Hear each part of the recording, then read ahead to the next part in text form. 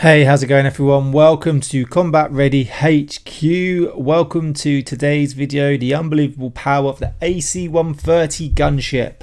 We've done a previous video on this where it got a bit of an upgrade, so we're looking forward to seeing what they're going to say today. Absolutely loving the community we're building, so please continue to like, comment on the videos. Always great to hear your input, your questions and your thoughts.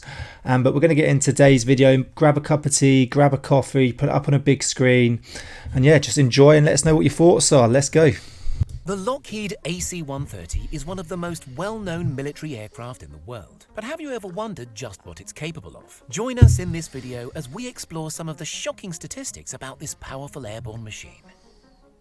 The AC-130 is an integral part of the US military and its history, because it has taken part in most major battles and wars since its introduction in the late 1960s. But it has been subject to constant change since then. It is impressive that it has been around since the 1960s. It's amazing what you can do with a few modifications. Was built to replace the Douglas AC-47, which itself was a modified C-47 with guns added to it that fired out of the windows and doors. No way, I didn't know that. The famous C-47 that all the paratroopers out of World War II jumped out of.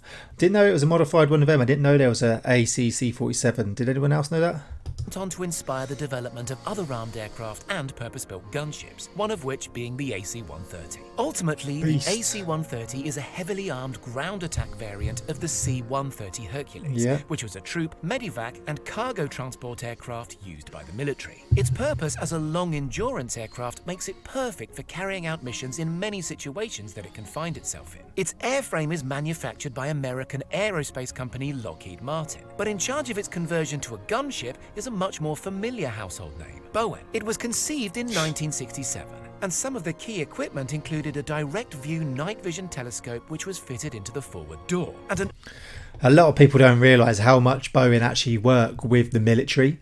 When you just think Boeing, you think your civil aircrafts going off on holiday, but they actually work very, very closely with the military. Early example of a forward-looking infrared device that was placed in the forward part of the left wheel well. It also featured a purpose-built analog fire control computer. In 1968, 7 further examples went on to be converted into a plain Jane bread and butter format. One of these received what has been referred to as the surprise package in 1969, which featured 20mm rotary autocannons and 40mm Bofors cannons. It's estimated that today's examples are worth around $165 million in build costs and equipment value. In the following years, and indeed decades, various refits and conversions were implemented to keep the planes as current as possible, as well as in response to the acquisition of further aircraft. In 2007, the Air Force Special Operations Command had planned to replace the cannons with 2 30mm Mark 44 Bushmaster II cannons, and even began the work on 4 gunships before backing out of the plan and installing the original cannons. This was supposedly due to the Bushmaster's inaccuracy in tests carried out by the Air Force, particularly from high altitudes. A few years later, 2010, saw L3 Communications awarded with a $61 million contract to add precision strike packages to 8 planes, giving them the capabilities of gunships. The following year, in 2011, $1.6 billion of funding was requested to acquire 16 new planes, in the hope that they could retire 8 aged examples, but this was later declined. That's enough of its history. But what if the AC-130 were to play a game of top tricks? Here are its credentials. Let's just think about that. 1.6 billion they wanted. 135 million, I think it was, to build per aircraft, per unit. It's insane money, how much it costs to go to war and to keep your country defended.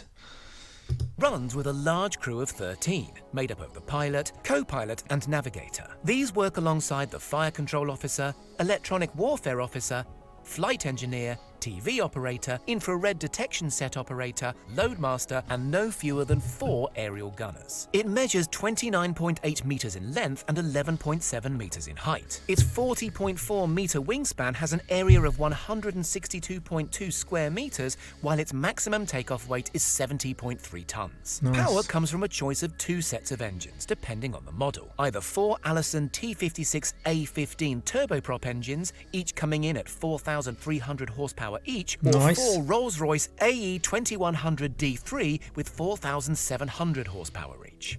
Same as Boeing as well. Rolls-Royce work very closely with the military when it comes to engines. A lot of people, most people don't know that either.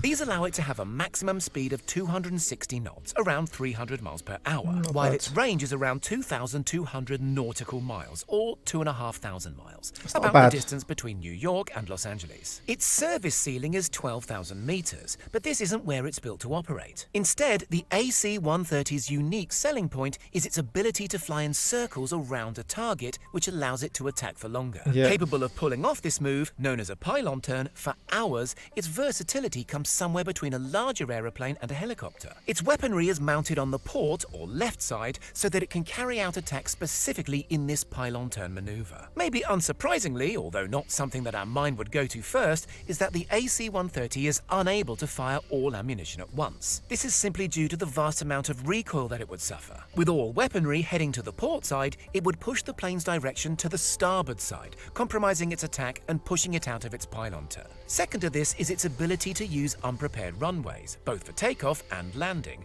which is particularly useful not just in desolate areas, but equally in the need to quickly refuel or gather more weapons in the midst of a war. While today's armament is different to what first appeared in early models, it includes miniguns, rotary cannons, autocannons, regular cannons, howitzers, and even missiles. But despite its incredible, almost unperceivable power, its days are limited. Its high signatures and low airspeeds mean that there are plenty of newer, more sophisticated models that can outperform it. With a history of more than half a century, it's unlikely that this aircraft will survive going forward. But all good things must come to an end. And while its obsolescence has not been confirmed, nor can we put a date on it, it's not too early to celebrate its incredible achievements and the astonishing workmanship that went into creating each and every single example of the AC-130. What do you think of the AC-130? How does it compare to other military aircraft of its time? Or are you sad to hear that its days are limited? Let us know in the comments section below, Yeah, let us know what your thoughts are. As they've said there, a lot of people don't know that it has to do the pylon turn. So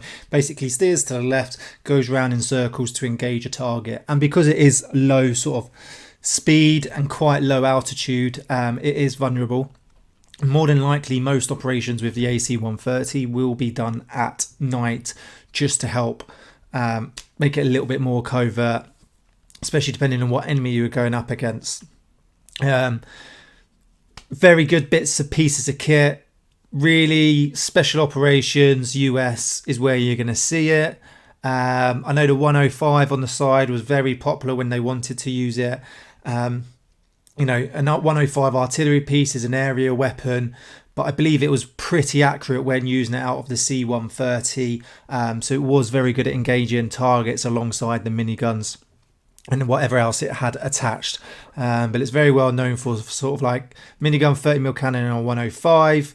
And then basically, just goes around in a pylon turn. You'll have the JTAC, the Joint Tactical Air Controller, who will control this as part of a team and will coordinate the fires onto a target, speaking to them directly. Like I said, very rarely seen in the regular army. Special forces or within the US military is where you're more likely going to see it, and maybe in other forces. But as a regular soldier, didn't really see it too much. We had the standard just sort of artillery pieces, GMRS, fast air, fighter jets, and that sort of stuff. Very expensive to make. Very trustworthy, very good. Look, they've been around since the 1960s, so it obviously is very good. I wonder what your thoughts are. Let us know. Be great to see and hear what you think of the AC-130. I think if they can keep it going, then keep it going. But the way technology is, the way the battlefield is changing, it's going to be very, very hard to keep it in. But it would be great to see it in because I think it's absolutely mega. Hope you enjoyed that. I'll see you soon.